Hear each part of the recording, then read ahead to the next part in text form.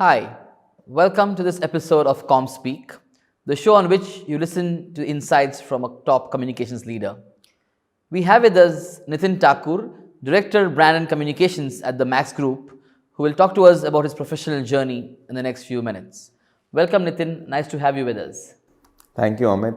It's always a pleasure to get any opportunity to have a conversation with you. Really, we should talk On more camera or off camera. Thanks, Nitin. So we'll start by asking Nitin about how his professional journey began. How did you get into public relations and corporate communications, Nitin? Tell us about the story that happened 22 years ago when you began. Yeah, those were really tough times. The timing was very bad. I graduated from my B school in 1997, and this was bang in the middle of the NBFC crisis. And I happened to have majored in finance. There were hardly any finance jobs going. So you could just say I fell into the first sensible job that I could find. There were a lot of finance sales jobs which I didn't want to take in. So my first thing was in events management. It's a company called CS Direct, still exists. It's a fairly large name in corporate events. Was it a campus placement or you looked for it on your own? How did that happen? If I remember, it was campus. It was a campus placement. So I did about a year and a half of that. And very quickly I realized that the two things, rather, if I was to say. One, and I say that even now, that in India, to discipline our youngsters, we should either actually have 2 years of compulsory army training or actually 2 years of hardcore event management, because it was fairly intense, not sleeping for many nights, etc. and so on, because of client deadlines and events. But I did realize one thing, that I could gather some intellectual depth around communication very quickly, but experiential marketing or events was sort of the lowest down the value chain in an average brand's mind. So they would look to them more for execution rather than any thinking or ideas around marketing. So I was looking at next best thing, advertising and public relations, the two obvious choices. Just got the first opportunity in a public relations firm first. And then you joined Accord Public Relations. Yes, yes. So tell us about that job. How did that take off? What did you do there? And then what happened next? So actually, I'm eternally grateful to this gentleman called Nikhil Bhajwani, who was a director at Perfect Relations and co-founded Accord PR, which was a subsidiary of Perfect Relations. Nikhil was a very dynamic guy, had lots of foresight. By the way, he divested Accord eventually and moved to US, worked for BCG for many years, and now runs his own strategic consulting firm there. He was a guy who was ahead of his time in almost everything.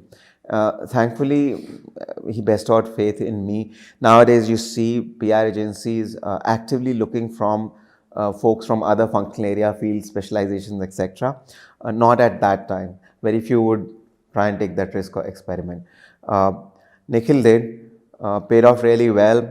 I think I paid him back well enough, because I think within 6 to 8 months of my joining, we were able to establish a technology practice there. And in small firms, you don't really have practice areas. And I was heading that. We got some good clients like Spice Telecom, which was doing fairly well there. There were 2 or 3 great .com companies of around that time. So I think tremendous learning, good platform for getting into public relations. Right. And then you moved to the now famous Vaishnavi Corporate Communications as well, which has produced a lot of interesting talent across various companies today. Tell us about that. How did you get into Vaishnavi Corporate Communications? What happened there? How were the early years? Yeah. So Vaishnavi was also a bit of a leap of faith. I was, I think, employee number 7 or 8 hired there. The company had a huge mandate, but it wasn't actually even fully formed. So I formally joined what was called Crown Mart International. Crown Mart. Yeah, and then in a few months, once the company was, formed legally, Vaishnavi and all, so most of us shifted there. But I think a lot of, within the communication field, Vaishnavi is a bit of an urban legend now. Unfortunately, the company is no more, but there are a lot of things said about it. Lot of rumors, some good, some bad. But truly, Vaishnavi was the first attempt of trying to do public relations in a strategic manner for a large conglomerate. True. And then after Vaishnavi, you began with your first corporate communication stint. You moved to Microsoft. Tell us about that. How did this shift from a PR consulting role to a corporate communications role happen? What led to that? So while Microsoft was a huge brand, I was actually in a bit of a dilemma, and probably as much Microsoft also, because my whole hiring process happened in two different fits and starts. It dragged on for around 7-8 months, and so on. I think what stands out for me at Microsoft, 2-3 things. First 2-3 months, I was doe-eyed. I just didn't know what hit me. It was a very sophisticated organization in most areas, including the communication function. There was a huge team at its headquarters at Redmond. There were intranets with lots and lots of knowledge and information to consume at a time where they were not that heard of. But Microsoft had its own product, SharePoint, right? So obviously it better had its own act in order. There were case studies engines, and very, very complex structure, organizational structures and so on. So I think I would say in the first couple of months I felt whether I'll actually just keep on just learning here or would be able to ever contribute. So I would say eventful time, about 3.5 years. One of the learnings that I do take away from there is a practical way of measuring the effectiveness and impact of communication. And then after Microsoft, you've been now with one organization for almost 10 plus years. And these are long stints. There are very few I see today in corporate communications who spend more than a decade in their job. Many spend a decade, but close to that time, and then they change jobs. You've been there for long enough. Tell us about that job. How did you move from Microsoft to Max, and what have you done in the last decade that stands out for you at the Max Group? So Max was a bit of a rebound. Typically, you don't hear of people leaving a Microsoft to join a Max, though I can say with pride today that I am in Max, and I started when the world was in the middle of the 2008 meltdown, and it was initially, it seems like I had come to the dark ages, coming from a technology firm to a firm where, because anyways the technology, I mean they were in healthcare and stuff, they were trying to probably solve some of the world's largest and more pressing problems. Technology wasn't really such a forefront of attention at that time. So there are a lot of adjustments culturally, organizationally, the way you look at things, etc. and so on. So tell us about a couple of things you did at Max in the last decade, maybe more than a couple of things that stand out for you, or things that you feel that, wow, they were the cutting edge of communications, they were unique things you created, disrupted some way of doing public relations differently. Tell us about that. The Max stint was different, or is different in a sense that when I came in, Max was a fairly reticent group. They were known, they were somewhat respected, but its consumer brands were known more than the group itself. And there was hardly any function of sorts. So I had to put everything together. So the first few years went in building that, reminding the organization of the power of, active reputation building, etc. and so on. So to my mind, I would say that I wouldn't call it cutting edge, but the most value accretive thing that I did was changing an organization's mindset towards looking at reputation management and corporate communication as distinct from product-led communication. Is there any campaign that you've seen or admired outside of your current job, either in India or globally, that you said, wow, this is the PR campaign I wish I was part of. This is exactly the PR campaign I would have loved to work on. Is there that one campaign that you look up to or say, this is the one I would have loved to work on? And if you're forcing me to, I'm just saying the two, which are my all-time favorite, are both from washing powder brands, by the way. One is from Ariel, Share the Load, and the other is from Surf Daag Achhe Hain. Now, don't ask me on why is this. Is it because I'm sharing the load at home or not? Maybe I am, but I'm not going to talk about that right now. But let's also come to the reason why, and especially Share the Load. They can't be, one, it's, hugely socially relevant around gender equality, and it's an issue which is not, and this is a campaign which emerged out of India and then went to many other countries for the same brand. So one is the pride of India having done something which was taken up by other places, India having done something which is relevant almost in the whole world. The second aspect is that it's socially relevant again across the world, not just in India.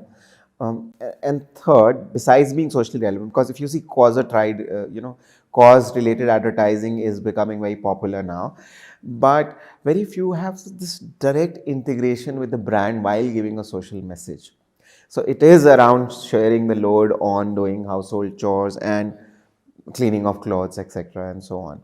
And lastly, the simplicity of it, very beautifully executed. I think any idea that's loved is when most of the guys are sitting there saying, oh gosh, it was so simple, why didn't I think of it? Right. So we'll move away from the professional questions for a moment.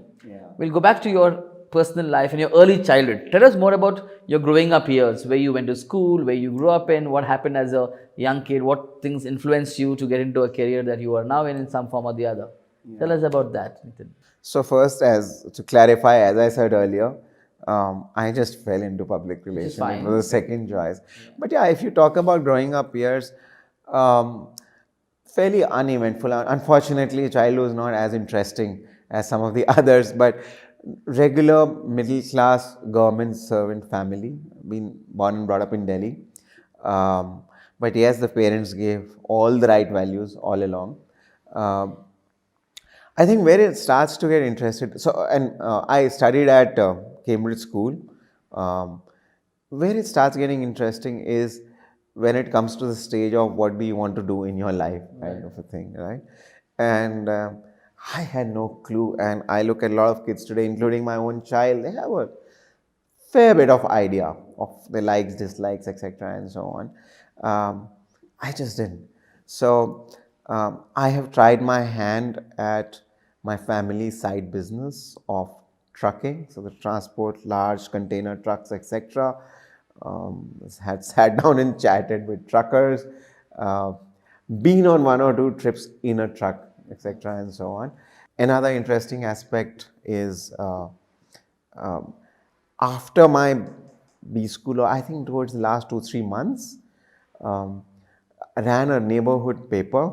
Maybe I thought I'll become a magnate by, eventually starting small and going big in publishing. What do you do to unwind? How does Nitin Thakur take a break? What do you do to take time off from your hectic work life? By not taking too much stress, even at work. Yeah, I try and do that. I try not bring work home, not the work-related stress home. I mean, there are always mails and calls that can happen at work. But I read a lot. I love to. It's more of an acquired taste because of the profession that I got into. But now I try and read up on various different areas, not just current affairs, politics, business, sports, but very varied. Anything interesting and I'll read it. And thankfully now the devices make it much easier as well to access a lot of that stuff.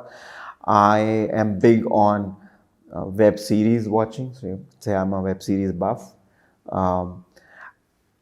I travel less than, I vacation less than I would like to. But yeah, I would guess these three things, and spending time with my family, play a bit of table tennis with my daughter who's a pro at it. Very nice. So you just said, I don't get stressed at work or don't usually try to take stress home. How do you do that? What are the tips to deal with stressful jobs, stressful lives that many lead these days?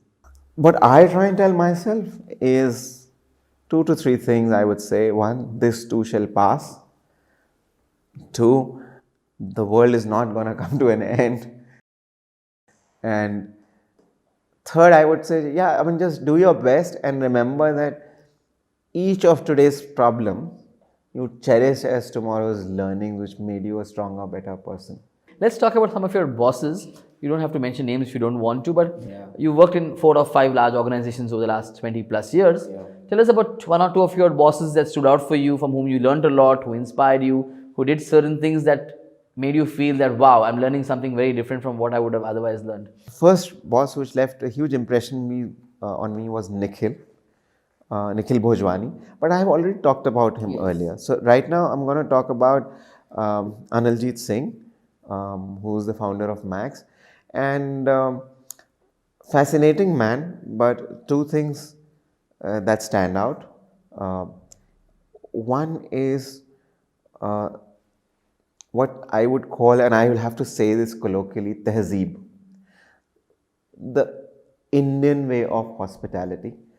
Remember, a lot of us grew up on American pop culture, and then I shifted to Max after working 3 years in an American company. And Americans are great; they have a fairly free, outgoing work culture, etc., and so on. But somewhere along the line, I think a lot of us forget the greatness in some elements of being Indian as well.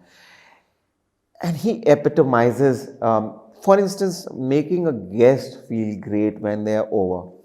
You know, small things like seeing a guest off, even if he's come to your office and he's going out.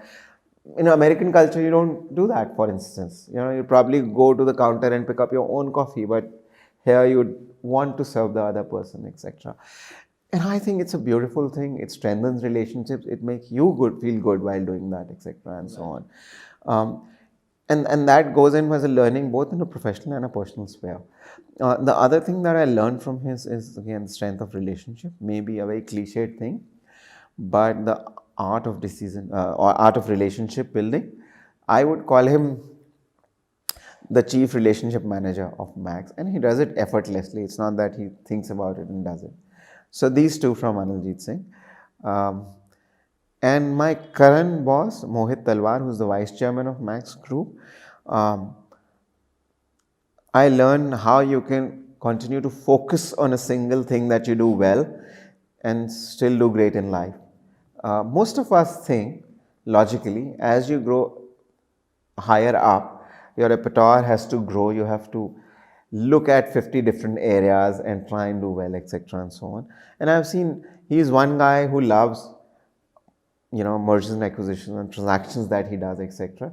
And he's added immense value to the organization in the process of doing that, and he's continued to grow. So that's another way to go. So what excites you to go to work every day? You've been there 11 years. What are the couple of things that excite you to go to work every day that can inspire a lot of people who say, hey, I'm done with my job in 3 years, I'm tired, I'm bored. What excites Nitin at the Max Group?